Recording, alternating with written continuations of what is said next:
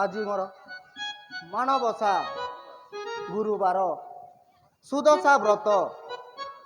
ଆଜି ଜଗତର ସୁଲକ୍ଷଣୀ ନାରୀମାନେ ମୋତେ ପୂଜା କରିବା ଉଚିତ। ମୁଁ ସମସ୍ତଙ୍କର ଘରକୁ ଯାଇ ପୂଜା ନିରୀକ୍ଷଣ କରି ଆସିବି। ମୋର ନିତ୍ୟକର୍ମ ସମାପ୍ତ କରି ଠାକୁରଙ୍କ ଠାରୁ ଆଦେଶ ମାଗି ଘେନିଯିବି।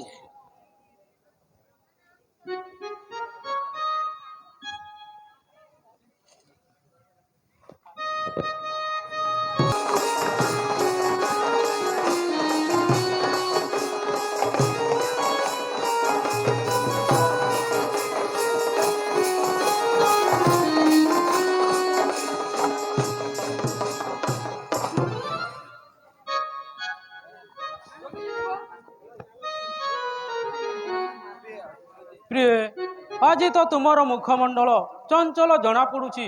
ପୁଣି ପାଦରେ ଅଳତା ନୂପୁର, ମଥାରେ କଙ୍କଣ ସିନ୍ଦୁର ବେଶ ଶୋଭା ପାଉଛି। ଏହିପରି ଶୁଭ ବେଶରେ କର୍ତ୍ତବ୍ୟରେ ଲାଗି ପଡ଼ିଛ କାହିଁକି ପ୍ରିୟ? ପ୍ରଭୁ, ଆଜି ମୋର ମାଣବସା ଗୁରୁବାର ସୁଦଶା ବ୍ରତ। ଜଗତର ସୁଲକ୍ଷଣୀ ନାରୀମାନେ ମୋତେ ଆନନ୍ଦରେ ପୂଜା କରୁଛନ୍ତି। ତେବେ ସେଥି ନିମନ୍ତେ ଏହି ସାଜସଜ୍ଜାରେ ଲାଗି ପଡ଼ିଛି। ପ୍ରଭୁ, ତୁମରି ଅନୁମତି ହେଲେ ନଗର ଭ୍ରମଣ କରି ଶୀଘ୍ର ବାହୁଡ଼ି ଆସିବି। ଆଜି ମୋ ବାରର ବ୍ରତ ପଡ଼ିଲା ଗୋସାଇଁ, ତୁମ୍ଭେ ଆଜ୍ଞା ଦେଲେ ନଗର ବୁଲି ଯିବି ମୁହିଁ ଚକ୍ରଧର। आहे चक्रधर हे, आजी माणबसा गुरुवार हे।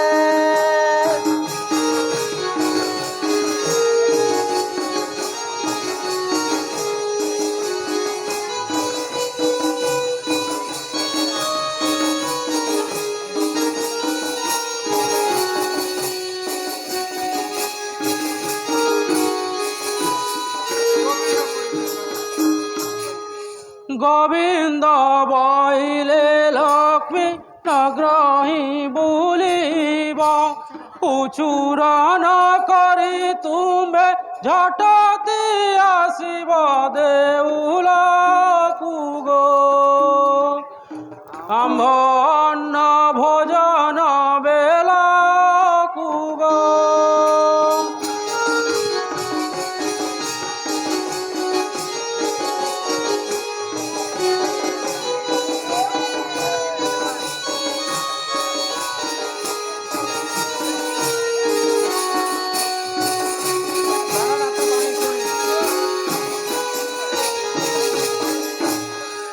ପ୍ରାଣନାଥ ବାଣୀ ଶୁଣି ବରୁଣ ଦୁହିତି ନଗର ଭ୍ରମଣ କରି ଆସିବି ଝଟତି ଚକ୍ରପାଣି। आहे ଚକ୍ରପାଣି ହେ, ତୁମ୍ଭରି ବାକ୍ୟକୁ ସତ୍ୟ ଘେନି ହେ।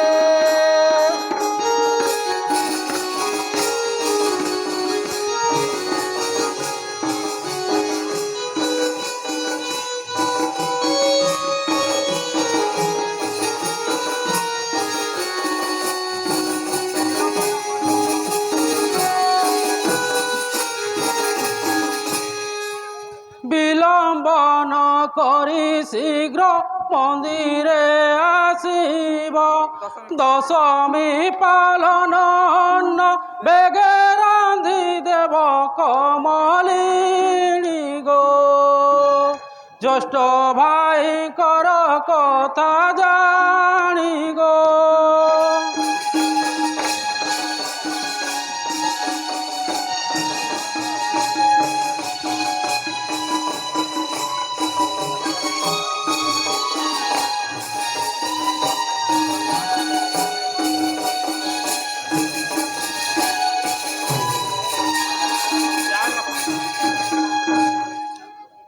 ମହାଲକ୍ଷ୍ମୀ ତୁମର ସ୍ନେହ ପରୀକ୍ଷା କରିବା ନିମନ୍ତେ ତୁମକୁ ଆନନ୍ଦରେ ଅନୁମତି ଦେଲି।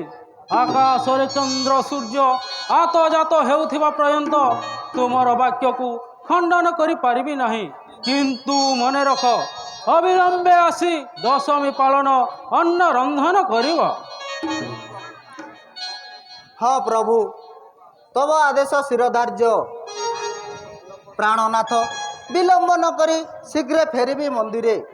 ଯାଉଛି ପ୍ରଭୁ, ଯାଉଛି। ଲକ୍ଷ୍ମୀ ହେଉଛନ୍ତି ଜଗତର ମାତା। ଆଜି ମୋ ଆଜ୍ଞା ଘେନି ନଗ୍ର ଭ୍ରମଣରେ ଯାଉଛନ୍ତି।